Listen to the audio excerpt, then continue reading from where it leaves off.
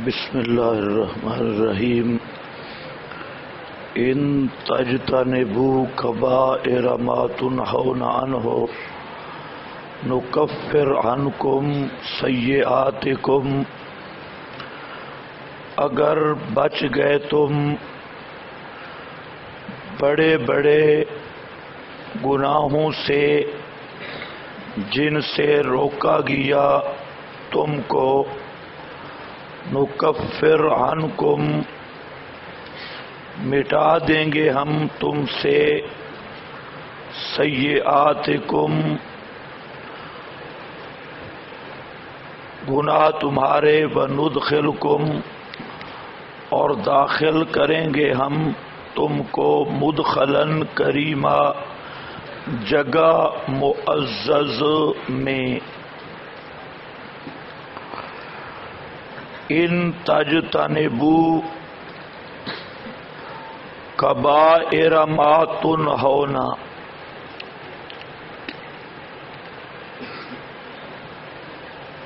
دو باتیں سمجھ لو۔ پہلی بات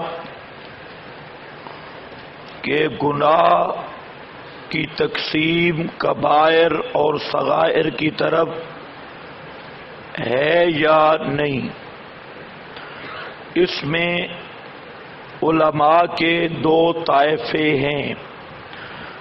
بعض علماء کے نزدیک کبائر اور صغائر کی تقسیم نہیں ہے، بلکہ اللہ تعالی کی عظمت کے پیش نظر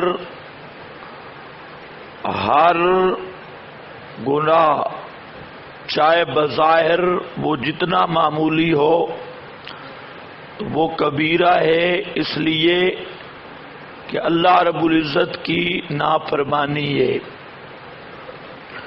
تو وہ کہتے ہیں کہ کبائر صغائر کی حقیقت میں کوئی تقسیم نہیں، ہر معصیت خواہ چھوٹی ہو بڑی ہو تو اللہ تعالی کی معصیت ہونے کی وجہ سے وہ کبیرہ ہی ہے۔ لیکن جمہور علماء کرام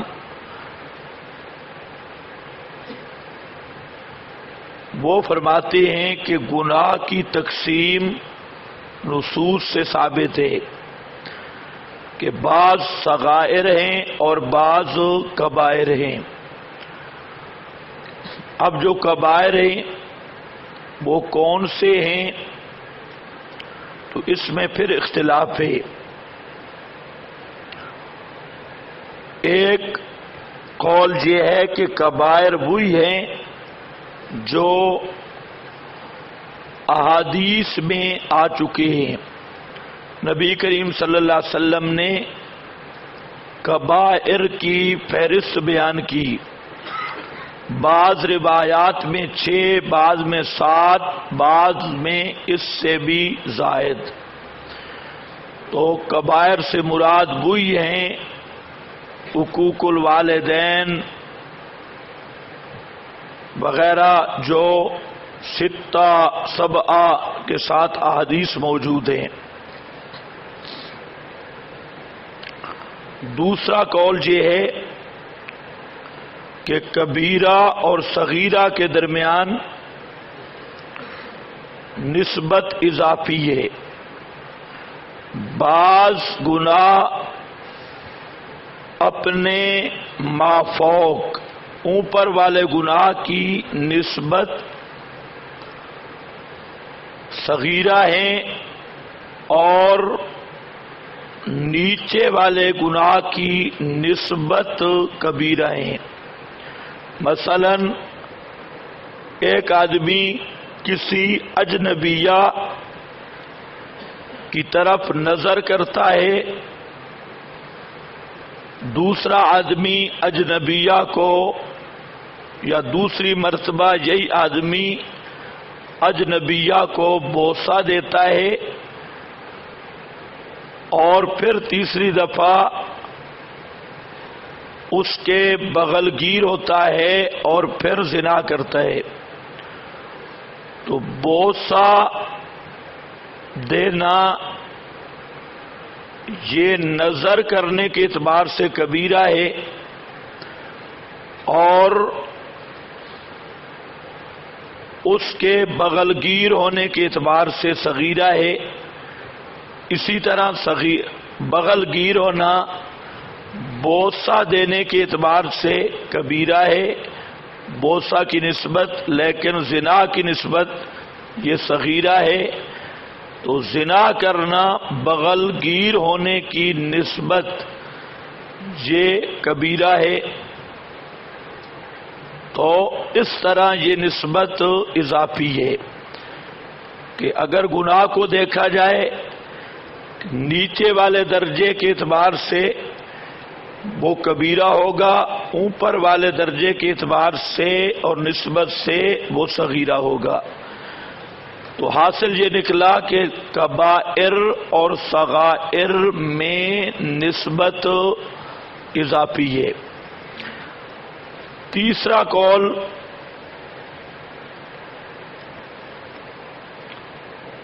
وہ یہ ہے کہ ہر وہ گناہ جس پر نص میں لعنت آئی یا حد آئی یا وعید آئی ہے، ہر وہ گناہ جس پر لعنت آئی یا حد آئی یا وعید آئی ہے، یا اس کا فساد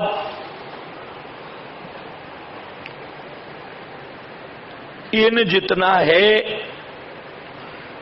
یا وہ گناہ جن کو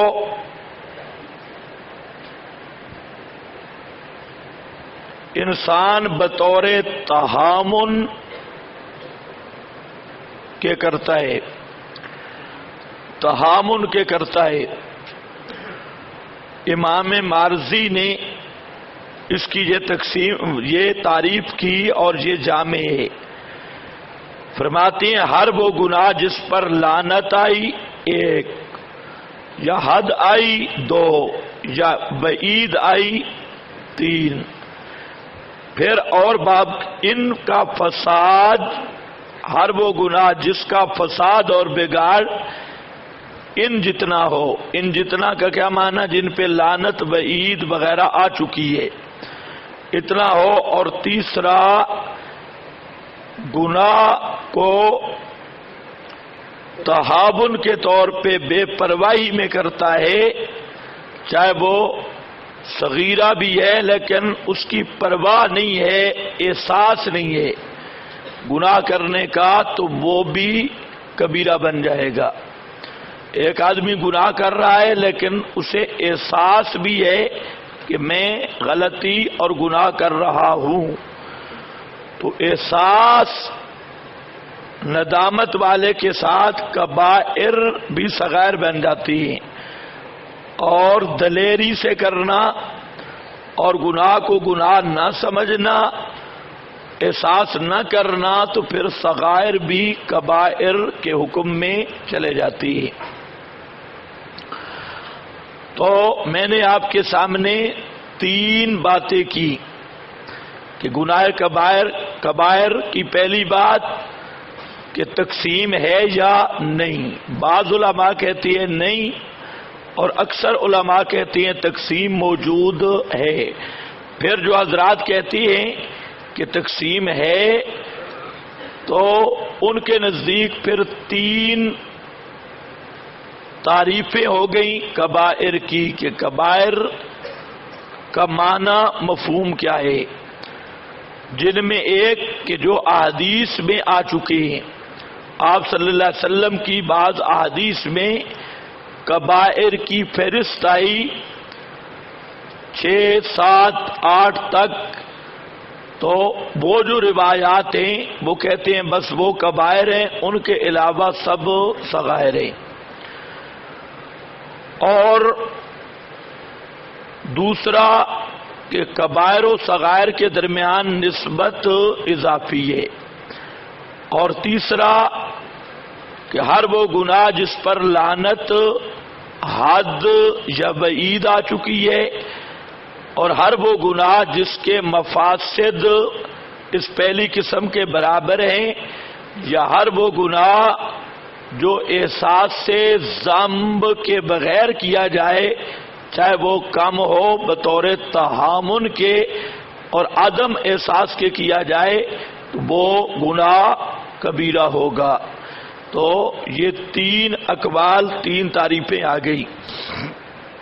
اب یہ بات سمجھو، ایک تو یہ ذہن میں رکھ لو کہ اس کی تفصیل اگر مطلوب ہو تو امام ذہبی رحمہ اللہ کی کتاب ہے الکبائر۔ اب یہاں اس کی تفصیل کا موقع نہیں۔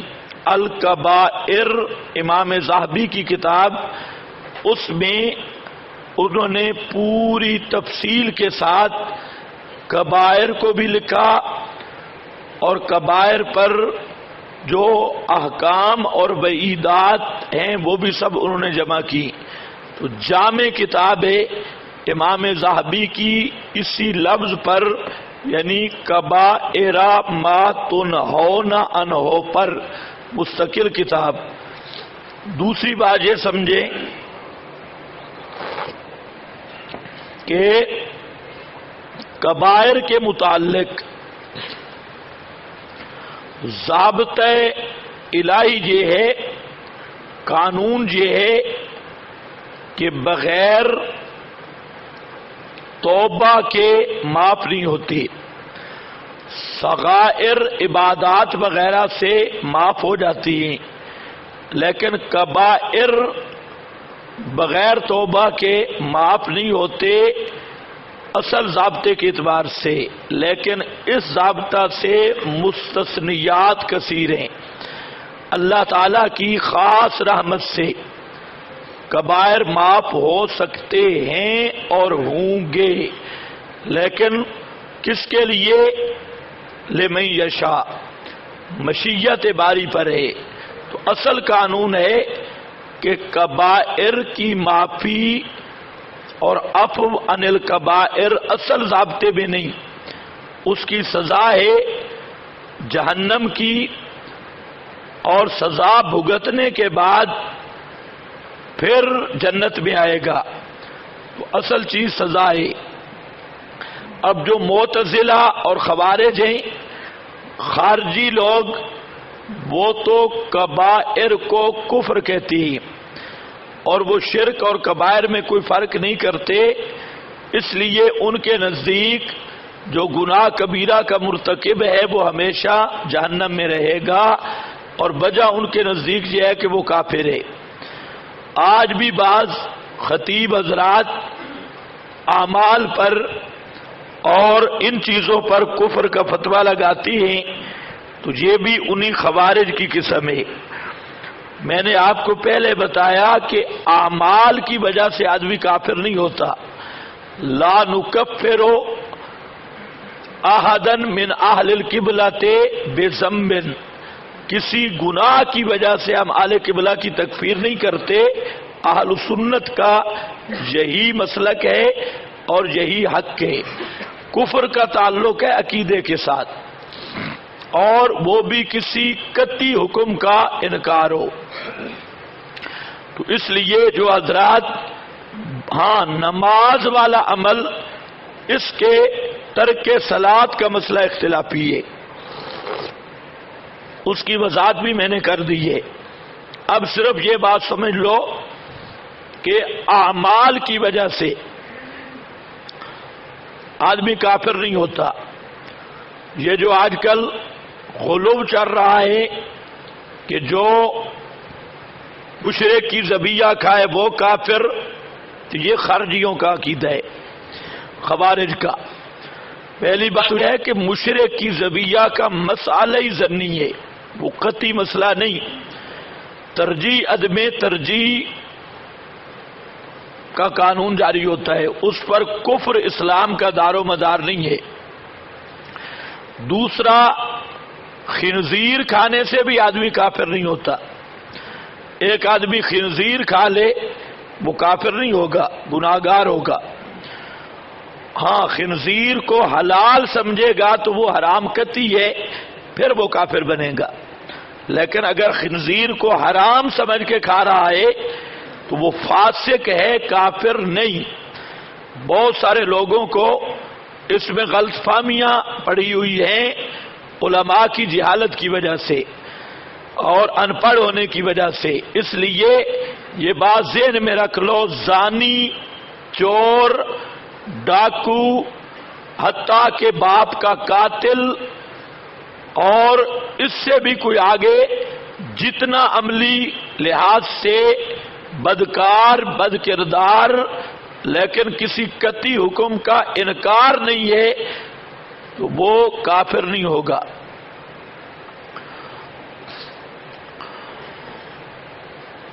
اسی طرح معتزلہ حضرات کہتے ہیں کہ کافر بھی نہیں، مومن بھی نہیں، اور وہ معتزلہ مذہب میں منزلتن بین المنزلتین، وہ کہتے ہیں ایک درجہ ہے کہ کافر بھی نہیں ہوا کیونکہ کلمہ پڑھ رہا ہے، کسی قطعی چیز کا منکر نہیں، اور مومن بھی نہیں کیونکہ گناہ کا مرتکب ہے۔ تو دونوں چیزیں ہیں، تو وہ لیکن نتیجہ کے اعتبار سے ان کے نزدیک بھی ہمیشہ جہنم میں جائے گا۔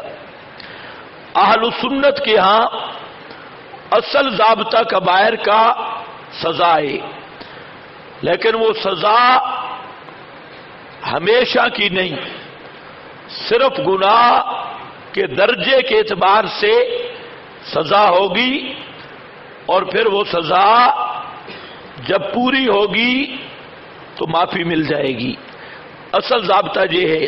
تو حاصل یہ نکلا، معتزلہ یہ بات فرق سمجھنے میں لوگوں کو اشکال ہوا ہے، اس لیے میں وضاحت کر رہا ہوں کہ پھر فرق کیا نکلا۔ جب آپ کے نزدیک بھی ضابطہ سزا کا ہے، بلا توبہ کے معاف نہیں، معتزلہ خوارج کے نزدیک بھی بلا توبہ کے ضابطے کے طور پہ معاف نہیں، تو پھر فرق کیا نکلا؟ فرق یہ نکلا کہ ہمارے نزدیک ضابطہ ہے سزا کا، مخلد فی النار کا، خلود فی النار کا نہیں ہے، اور ان کے نزدیک گناہ کبیرہ کا مخلد فی النار ہوگا۔ ایک دوسرا، ہمارے نزدیک معافی ہو سکتی ہے، اللہ تعالی معاف کرے گا بھی صحیح، لیکن وہ ہوگی خاص رحمت، تو معافی کا وقوع بھی ہوگا، معافی ممکن بھی ہے کہ بغیر توبہ کے اللہ معاف کر دے، اور کرے گا بھی صحیح۔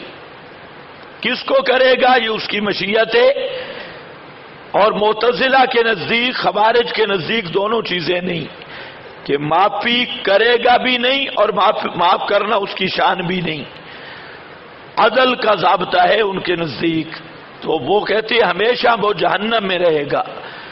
تو اصل نتیجہ یہی ہے کہ ضابطہ ہمارے نزدیک بھی یہی ہے کہ کبائر بغیر توبہ کے قانوناً معاف نہیں ہوتے، ان کے نزدیک بھی یہ ہے، لیکن فرق یہ ہے کہ ہمارے نزدیک مستثنیات ہیں، ان کے نزدیک مستثنیات نہیں، ہمارے نزدیک خلود فی النار نہیں، ان کے نزدیک خلود فی النار ہے۔ ہم کہتے ہیں سزا کے بعد جنت میں پہنچے گا، وہ کہتے ہیں نہیں، سزا دائمی ہوگی، ہمیشہ جہنم میں رہے گا۔ ہم کہتے ہیں اس کی کبائر کا مرتکب، اس کی بخشش کے کئی ذرائع ہیں، مثلا شفاعت الانبیاء، انبیاء کی شفاعت، اور علماء کی، شہداء کی شفاعت، اللہ تعالیٰ کی خاص رحمت۔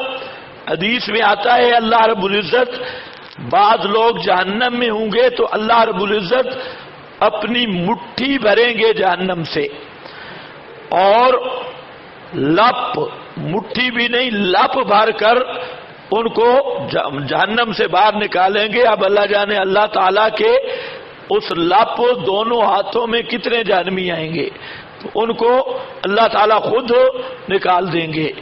اور بعض موحدین کا میں نے آپ کو بتایا کہ مشرکین کے تان پر ان کو بھی نکال دیا جائے گا۔ تو بہرحال کئی صورتیں موجود ہیں کبائر کی معافی کی شفاعتی لأہل الکبائر من امتی. آپ نے فرمایا کہ اہل الکبائر کے لیے زانی، چور، شرابی، ڈاکو، ان کے لیے میں شفاعت کروں گا قیامت کے دن. ایک شرط ہے کہ من لقی اللہ لا یشرک باللہ شیئا، جو اللہ تعالیٰ کے اس حال میں ملے کہ اللہ تعالیٰ کے ساتھ کسی کو شریک نہ کرتا ہو، مشرک کی شفاعت نہیں ہوگی، اور اہل بدعت کی شفاعت بھی نہیں ہوگی. ان کو سوکن لمن غیر آبادی کر کے حوض کوثر سے ہٹا کے جہنم میں پھینک دیا جائے گا. باقی اہل کبائر کی معافی ممکن ہے. ان تجتنبو، یہاں آپ ذرا اندر دیکھو، اشکال ہے. بظاہر آیت پر شرط لگائی کہ اگر تم بچ گئے کبائر جس سے تمہیں روکا گیا، نکفر عنکم سیئاتکم، تو نکفر مٹا دیں گے تم سے سیئاتکم، چھوٹے گناہ تمہارے. تو اس سے معتزلہ خوارج نے استدلال کیا کہ دیکھیں قرآن کریم نے شرط لگائی ہے تکفیر سیئات کی اجتناب عن الکبائر، کہ اجتناب عن الکبائر ہوگا تو تکفیر سیئات ہوگی. اگر اجتناب عن الکبائر نہیں ہوگا تو تکفیر سیئات نہیں ہوگی. یہ تو اس طرح انہوں نے اس آیت کو لیا. اس کے اہل سنت نے کئی جواب دیے. ایک جواب یہ ہے کہ ان تجتنبو کبائر سے مراد ہے کفر و شرک، کیونکہ بات اسی کی چل رہی ہے، کفر اور شرک کی. تو یہاں مراد ہے کفر و شرک، اور باقی گناہ جو ہیں وہ بالتبع. اگر کبائر میں جیسے حدیث میں کبائر کی فہرست میں سب سے پہلے آتے ہیں الشرک باللہ، وہ ہے بطور تمہید کے، اگر اس کو بھی کبائر کے اندر شمار کیا جائے تو پھر ٹھیک ہے. شرک جب کبائر میں شامل ہوا تو وہ مخلد فی النار ہے اور تکفیر سیئات نہیں ہوگی، اس میں کوئی شک نہیں. ہم بات شرک سمیت نہیں کر رہے، ہم نے گفتگو کی ہے وہ گناہ جو شرک کے علاوہ ہو، وہ گناہ جو کفر اور شرک کے علاوہ ہو. اگر کبائر میں کفر و شرک بھی ہو تو پھر تکفیر سیئات کے لیے اجتناب عن الکبائر باقی شرط ہے، اس میں کوئی شک نہیں ہے. اور دوسرا اس طرح بھی کیا کہ نکفر عنکم سیئاتکم بالطاعۃ، اگر تم کبائر سے بچتے رہو تو صغائر کی معافی ہو جائے گی اطاعت، اوامر کے امتثال وغیرہ سے، یعنی پھر پاک صاف ہو جاؤ گے. تو کبائر سے بچ جاؤ، صغائر معاف ہو جائیں گے طاعات کے ساتھ، روزہ کے ساتھ، نماز، وضو کے ساتھ. تو جہاں ایک ہی لفظ نکال لو پورا کام ہو جائے گا کہ نکفر عنکم سیئاتکم بالطاعۃ. صاحب جلالین نے اسی کو لیا ہے اور روح المعانی وغیرہ میں بھی اسی کو لیا کہ اگر تم بڑے گناہوں سے بچ جاؤ تو چھوٹے طاعات سے معاف ہو جائیں گے، عبادات سے معاف ہو جائیں گے، تو آپ صاف ستھرے بن جائیں گے. وَنُدْخِلُكُمْ، یہ ثمرہ ہے، ہم داخل کریں گے تم کو مدخلاً کریما، مدخلاً جگہ، کریمن مکرمن معززن، معزز جگہ میں